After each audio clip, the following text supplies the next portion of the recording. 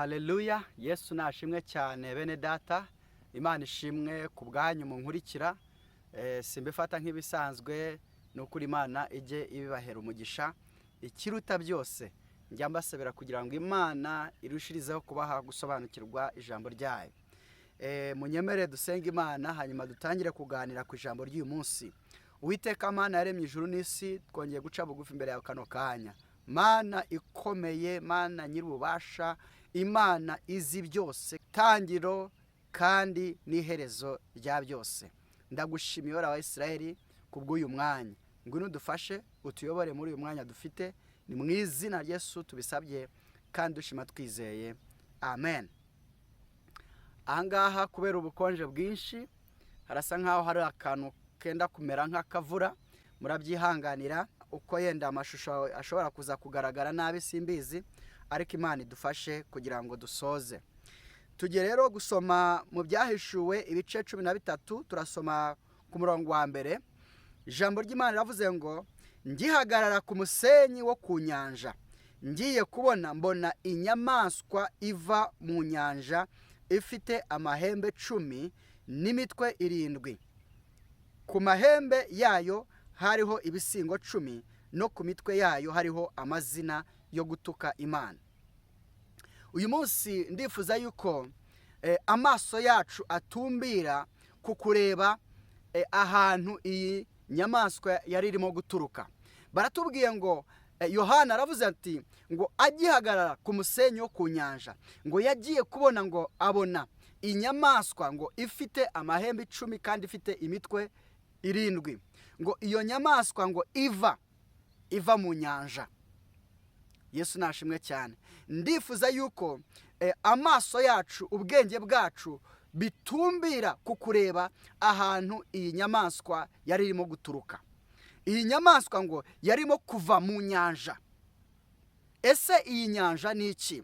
Ahantu yari irimo kuva ni hantu ki? Hateye gute? Hameze gute? Kugira ngo tugende dusubiza icyo kibazo, munyemere nanone dusome Itangiriro igice cya mbere ku murongo wa mbere ndetse n'uwa 2. Haravuga ngo, mbere na mbere Imana yaremye ijuru n'isi. Isi yari itagira ishusho, yariho ubusabusa, umwijima wari hejuru y'umuhengeri, maze umwuka w'Imana yagendagendaga hejuru y'amazi. Murumva ahangaha turimo turareba mu nyanja. Mu gihe Imana yaremaga ijuru n'isi, ngo umwijima wari ubuditse, wari utwikiriye munsi iyo ngiyo ibwina yo mu nyanja. Turimo gushaka kuvuga inyanja, inyamaswa tubona mu byahishuwe ibice 13. Iyi nyamaswa ahantu yarimo guturuka, ukuntu hari hateye. Ahangaha mu Itangiriro haratwereka yuko ngo mu Itangiriro Imana ijya kurema ijuru n'isi. Ntabwo ndi buvuge byinshi, ariko tuzagenda tubivugaho buhoro buhoro. Sinshaka ko tuzajya dufata umwanya munini cyane, ariko ndimo gushaka kubereka yuko muri iyi nyanja, iyi nyamaswa yarimo guturukamo harimo umwijima. Ariko noneho uyu mwijima ni mwijima ki? Yesu nashimwe cyane. Munyemere dusome muri Zaburi ibice 107, dusome duhere ku murongo wa 10 tugeze ku murongo wa 14. Mwumva ukuntu havuga, abandi bicaraga mu mwijima no mu gicucu cy'urupfu, baboheshejwe n'umubabaro n'ibyuma. Ngo aba ni abantu barimo kuvugwa, ngo bicaraga mu mwijima ngo no mu gicucu cy'urupfu. Kwicara mu mwijima ndetse no mu gicucu cy'urupfu, ngo baboheshejwe umubabaro n'ibyuma. Yesu nashimwe cyane. Bicaraga hehe? Mu mwijima. Turaza gusobanukirwa uyu mwijima uwo ari wo. Ku murongo wa 11, kuko bagomeye amagambo y'Imana bagasuzugura imigambi y'isumba byose. Noneho murumva impamvu abangaba bicaye mu mwijima ndetse no mu gicucu cy'urupfu, bakabohwa n'umubabaro ndetse n'ibyuma. Impamvu ngo nuko bagomeye amagambo y'Imana bagasuzugura imigambi y'isumba byose. iyo ugomeye amagambo y'Imana, mu yandi magambo ugasuzugura imigambi y'Imana isumba byose, bituma wicara mu mwijima ndetse no mu gicucu cy'urupfu. Murongo wa 12, nicyo cyatumye icishisha bugufi imitima yabo umuruho, bakagwa ntibagire ubatabara. Rero kubera gusuzugura Imana, kubera gusuzugura imigambi y'isumba byose, kubera kwanga gukurikira ijambo ryayo, mu yandi magambo, kubera iyo mpamvu rero ngo byatumye Imana icisha bugufi imitima yabo ikoresheje iki? Umuruho, bakagwa ntibagire ubatabara. Ibi ngibi birakorerwa ngo mu mitima yabo, ngo nicyo cyatumye icishisha bugufi imitima yabo umuruho.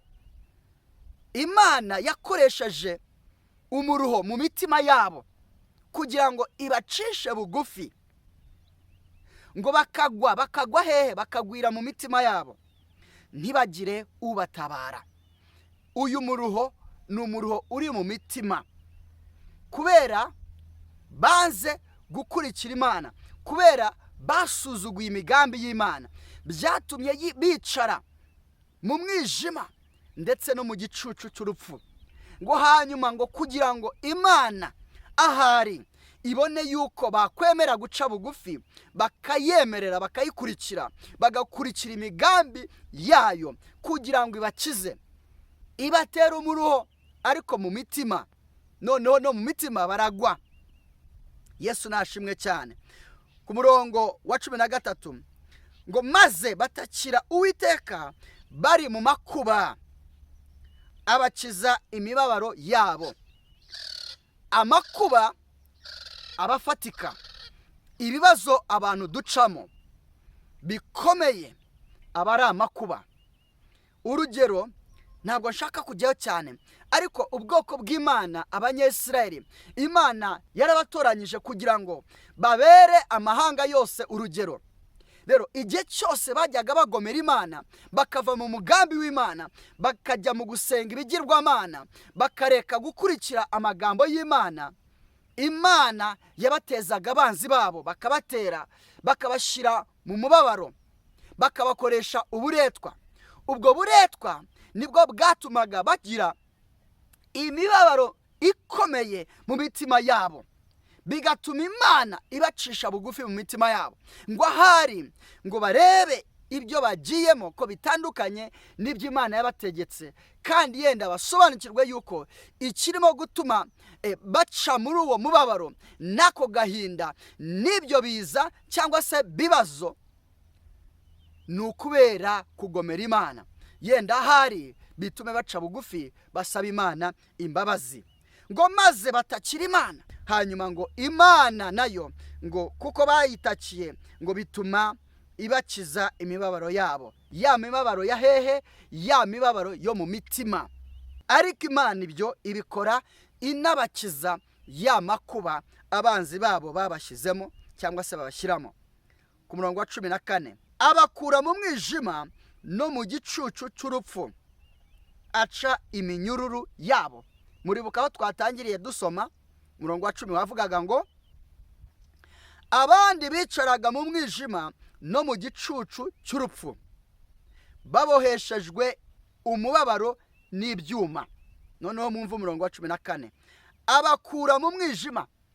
Muribuka ko bari bicaye mu mwijima no mu gicucu cy'urupfu.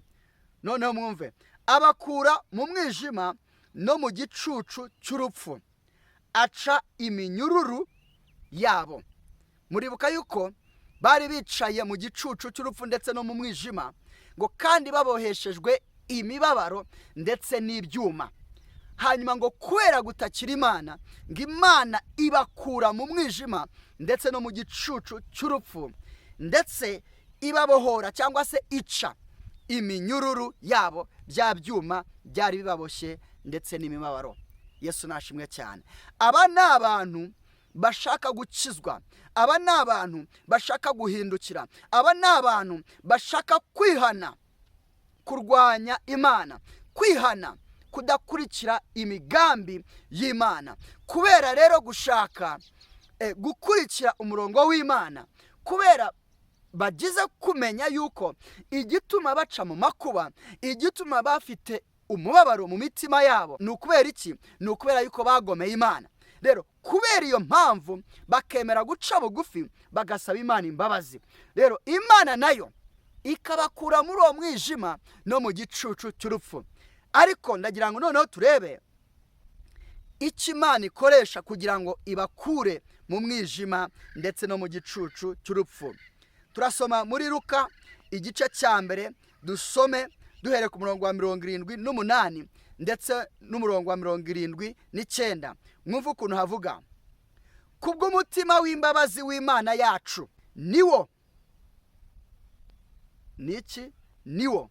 Uwo mutima w'imbabazi w'Imana yacu niwo uzatuma umuseke udutambikira uvuye mu ijuru. Umutima w'imbabazi w'Imana yacu niwo uzatuma, uwo mutima w'Imana w'imbabazi niwo uzatuma umuseke udutambikira uvuye mu ijuru. Murongo wa 79, ukamurikira abicaye mu mwijima no mu gicucu cy'urupfu, no kuyobora ibirenge byacu mu nzira y'amahoro. Yesu nashimwe cyane. Noneho turimo kureba ikintu Imana ikoresha kugira ngo ikure ba bantu bicara cyangwa se bari bicaye mu mwijima ndetse no mu gicucu cy'urupfu. Ni ukubera umutima w'urukundo ndetse n'impuhwe nyinshi, umutima w'Imana. Uwo mutima ngo niwo utuma Imana yohereza umuseke wayo ukatumurikira turi mu mwijima ndetse no mu gicucu cy'urupfu, twicaye aho hantu. Hanyuma kubera kumurikirwa bigatuma tuhava, tukava mu mibabaro dufite mu mitima yacu, ndetse Imana igaca n'iminyururu ituboshye cyangwa se ibyuma bihatuboheye bituma tuhaguma. Haleluya. Kugira ngo turusheho gusobanukirwa, mureke dusome muri Yohana igice cya mbere, mwumve ukuntu havuga. Duhere ku murongo wa mbere tugeze ku murongo wa 5. Haravuga ngo mbere na mbere hariho Jambo, Jambo uwo yahoranye n'Imana, kandi Jambo yari Imana. Uwo yahoranye n'Imana mbere na mbere. Ibintu byose niwe wabiremye, ndetse mu byaremwe byose nta na kimwe kitaremwe nawe. Muri we harimo ubugingo, kandi ubwo bugingo bwari umucyo w'abantu. Uwo mucyo uvira mu mwijima, ariko umwijima ntiwawumenya. Yesu nashimwe cyane. Iri jambo turarimenyereye, riba rivuga kuri Yesu. Rero ngo mbere na mbere hariho Yesu, mu yandi magambo hariho Jambo. Jambo uwo ngo yahoranye n'Imana. Murabizi mu itangiriro ahantu twasomye yuko ngo mbere na mbere Imana yaremye ijuru n'isi, ngo isi yari itagira ishusho, ngo iriho busa. Ngo umwijima ngo wari muhengeri utwikiriye cyangwa se uri hejuru y'umuhengeri. Yesu nashimwe cyane. Iyo ukomeje gusoma haravuga ngo maze Imana iravuga iti habeho umucyo. Aho ngaho rero umucyo urimo kuvugwa ni Yesu. Imana ivuga iti ngo habeho umucyo, mu by'ukuri sibwo umucyo wari ubayeho, kuko baratubwiye aha ngaha ngo mbere na mbere hariho Jambo, ngo kandi Jambo ngo yahoranye n'Imana, ngo mu byaremwe byose nta na kimwe kitaremwe nawe. Mu yandi magambo, Imana ijya kurema ijuru n'isi, uyu Jambo yari ariho nawe, kuko nawe ni Imana. Mu yandi magambo, Yesu nawe yariho. Ariko ijambo rivuga mu itangiriro ngo Imana iravuga iti ngo habeho umucyo, icyo bishatse kuvuga ni wa mutima w'Imana twasomye aha ngaha. Twasomye ngo icyatumye ngo abo bicaye mu mwijima ngo babasha kuhava, bakava muri uwo mubabaro ndetse no mu mwijima ndetse no mu gicucu cy'urupfu, ngo ni ukubera umutima w'Imana. Ni ukubera umutima w'Imana wabagiriye impuhwe, wabagiriye imbabazi, ngo bituma noneho ngo ibamurikirishiriza cyangwa se bituma ibatambikishiriza umuseke uvuye mu ijuru cyangwa se umucyo. Rero kuvuga kw'Imana ngo habeho umucyo ni kimwe no kuba umutima w'Imana waragambiriye cyangwa se ukifuza yuko umuseke utambikira abicaye mu mwijima, kuko bayitakiye kubera umubabaro bari bafite, hanyuma ikumva umubabaro wabo, nayo ikemera yuko umuseke wayo cyangwa se umucyo wayo ubakora iki? Ubamurikira. Haleluya. Muribuka ijambo rivuga muri Yohana ibice 3 ku murongo wa 16 ngo kuko Imana yakunze abari mu isi cyane ngo byatumye itanga umwana wayo w'ikinege, ngo kugira ngo umwizera wese atarimbuka, ngo ahubwo ahabwe ubugingo buhoraho. Rero kubera umutima w'Imana wakunze cyane abantu bari bicaye mu mwijima ndetse no mu gicucu cy'urupfu, kubera aba bantu barayitakiye kubera umubabaro mwinshi bumvise barimo mu mitima yabo, bituma batakira Imana. Imana rero nayo irabakunda, ibakunda kubera bayitakiye, hanyuma yohereza umwana wayo, yohereza umuseke, yohereza ukuri kw'ijambo ryayo, yohereza jambo, yohereza umucyo kugira ngo umurikire abicaye mu mwijima.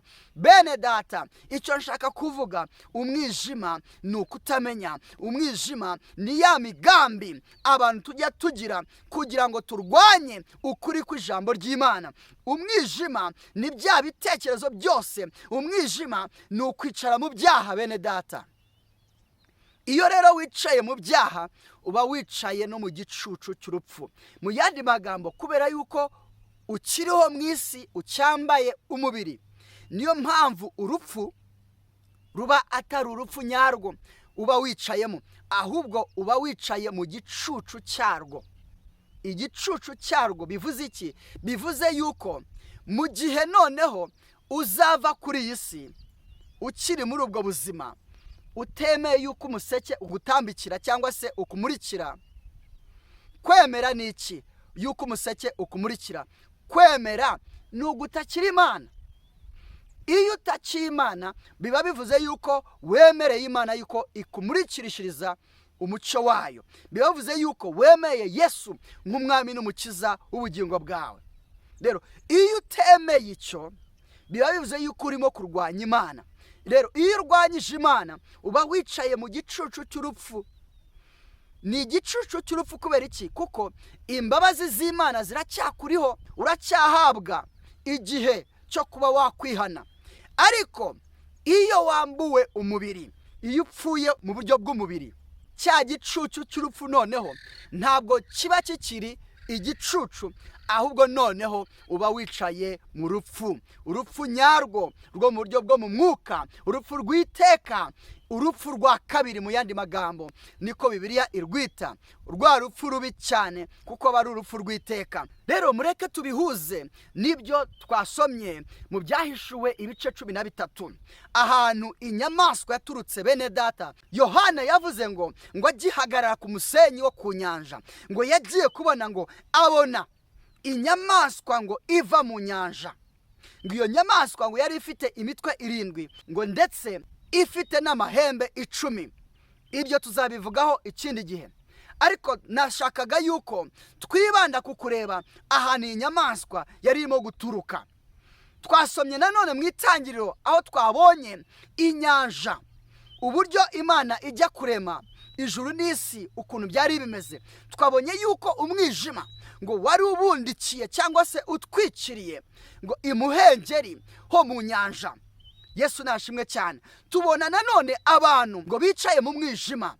Turangije tubona yuko kwicara mu mwijima ko ari ukwicara mu buzima bw'ibyaha, umuntu akanezezwa no kubaho akora ibyaha. Yesu nashimwe cyane. Ijambo ry'Imana muri Timoteyo wa 2 ibice 3 ku murongo, uhereye ku murongo wa 1 kugeza ku murongo wa 5, mumva ukuntu havuga. Timoteyo wa 2 ibice 3 duhereye ku murongo wa 1 tugeze ku murongo wa 5. Mumva ukuntu havuga: umenye yuko mu minsi y'imperuka hazaza ibihe birushya, kuko abantu bazaba bikunda, bakunda impiya, birarira, bibona, batukana, batumvira ababyeyi babo, indashima, batari abera, badakunda n'ababo, batuzura, babesherana, batirinda, bagira urugomo, badakunda ibyiza, bagambana, ibyigenge, bikakaza, bakunda ibibanezeza aho gukunda Imana, bakunda ibibanezeza aho gukunda Imana, bafite ishusho yo kwera ariko bahakana imbaraga zako. Abameze batyo ujye ubatera umugongo. Yesu nashimwe cyane. Mu minsi ya nyuma, mu gihe cy'imperuka, turimo kubona urukundo rutandukanye no gukunda Imana.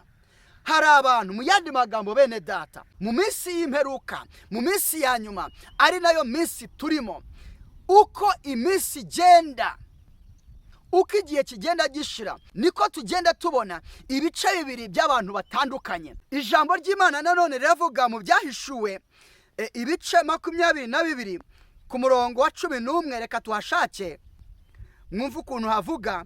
Ibyahishuwe ibice 22 ku murongo wa 11, mwumva ukuntu havuga. Ukiranirwa agumye akiranirwe, uwanduye mu mutima agumye yandure, ukiranutse agumye akiranuke, uwera agumye yezwe. Yesu nashimwe cyane. Ibi bitubwiye iki cyangwa se biravuga iki? Hari igihe mu gihe cy'imperuka, Imana idufashe, Yesu nashimwe cyane. Hari igihe ahanga iki cyanditswe ukuntu kirimo kutubwira, hari igihe kizagera umuntu ukiranirwa, umunyabyaha agumye aba umunyabyaha ku buryo nta garukirizo, ku buryo umutima we, kuko wiyemeje, kuko ukunda, wimitse iby'Imana yanga, wabaye akihebe, udashaka guhindukira, bizagera igihe Imana ivuga iti uwanduye akomeze yandure. Umukiranutsi cyangwa se ukiranuka cyangwa se ushaka kurushaho gukiranuka arushirizeho kugenda akiranuka. Mu yandi magambo, icyo nashaka kuvuga bene data, nuko uko iri jambo ritubwiye riratwereka yuko bizagera igihe ku isi hagaragare ibice bibiri bigaragarira amaso y'umuntu, yuko hari abantu bamwe bemeye gukurikira inzira yo kwanga Imana, inzira yo kurwanya iby'Imana, n'abandi bemeye kurushirizaho gukurikira iby'Imana. Yesu nashimwe cyane. Aba rero bemeye gukurikira inzira yo kurwanya iby'Imana, inzira yo kurushirizaho gukiranirwa, inzira yo kurushirizaho gukora ibyaha, iyo nzira bazashaka kuzana ubwami bwabo hano mu isi. Bazifuza yuko isi yose ikurikira iyo nzira, bazifuza yuko buri muntu wese akurikira uwo mugambi wo kurwanya iby'Imana. Bazifuza yuko ibyo amarari yabo ararikira, ibyo bashaka ari byo bikomeza gukorwa ku isi kandi bikorwe na buri muntu wese. Bazifuza gushyiraho abami bategeka muri iyo nzira.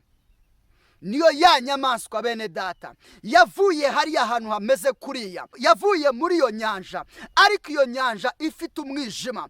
Uwo mwijima twabonye yuko ari ibyaha, isi y'ibyaha. Hari abantu rero bicara mu buzima bw'ibyaha, batifuza kuhava, ahubwo bifuza kugendera muri iyo nzira y'ibyaha. Kandi kubera kwifuza kugendera muri iyo nzira y'ibyaha, niyo mpamvu bifuza kugira ngo bazane ubwami bwabo, bazane abategetsi bazabashyigikira muri uwo murongo, kugira ngo isi yose ibundikirwe n'icuraburindi, kugira ngo isi yose ibundikirwe n'umwijima, kugira ngo babashe gukora ibyo amarari yabo yifuza gukora, kandi ntawe ubibabuza, ntawe ubibabuza, ntawe ubakoma mu nkokora, ntawe ubabwira ngo ibyo ni bibi, ntawe ubabwira ngo ibyo ntibyemewe, ntawe ubabwira ngo ibyo ntibikwiriye.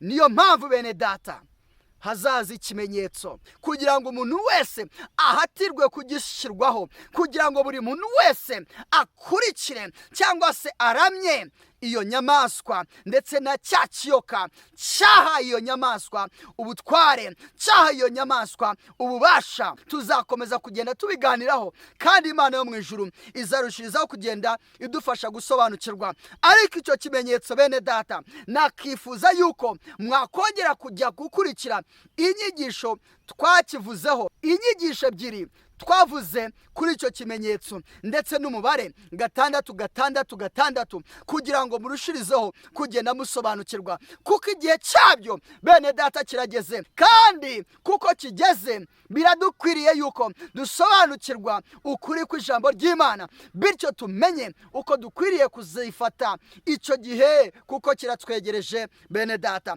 Imana yo mu ijuru ibaho umugisha. Mana yaremye ijuru n'isi, ndakwinginze Uwera wa Isirayeli ngo udufashe kwemera gutsindwa mu mitima yacu, kwemera yuko turi abanyabyaha, kandi twemere yuko mu buzima bw'icyaha budakwiriye atari bwiza. Mana yacu, twemere guca bugufi, tugutakire, tukuririre, nk'uko twabonye yuko hari abakuririye Uwera wa Isirayeli, bigatuma mu mutima wawe wifuza kuboherereza umuseke, maze ukuri kw'ijambo ryawe kwabarasira, bakemera gukurikira inzira yawe. Ndakwinginze Uwera wa Isirayeli, unyumva wese, unkurikirana wese, umufashe kugira ngo yemere gukurikira umucyo, akwemere Yesu, agukurikire, kugira ngo umugeze mu buzima bwo gukiranuka, kandi uko akiranuka arushirizeho kugenda akiranuka mu izina rya Yesu. Ndagushimiye